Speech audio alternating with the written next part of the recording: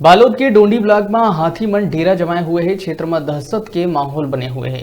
लोगन डरे सहमे है। वन विभाग लगातार हाथी मन के लोकेशन के पल पल के खबर लेवत है।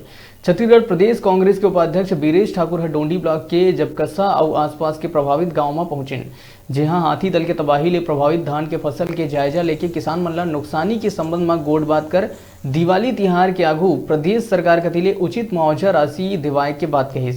इस मौका में ब्लॉक कांग्रेस कमेटी अध्यक्ष मुकेश पौसार्य, प्रदेश आदिवासी कांग्रेस सचिव भोलाराम नेताम सहित क्षेत्र के किसान और बड़ी संख्या में कांग्रेस जनप्रतिनिधि मन मौजूद रहे।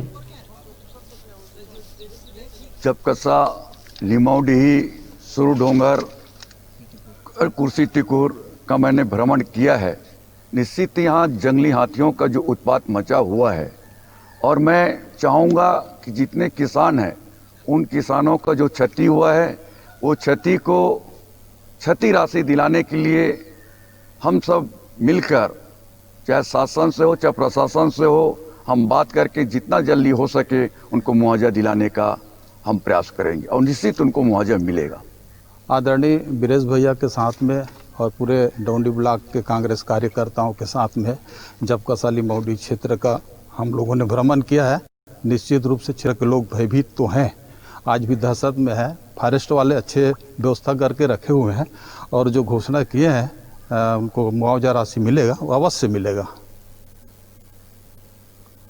छोटे से ब्रेक पर यहाँ रुकथन, फिर आप मन बने रहो हमारे संग, देखते रहो न्यूज़ 36 छत्तीसगढ़ की आवाज।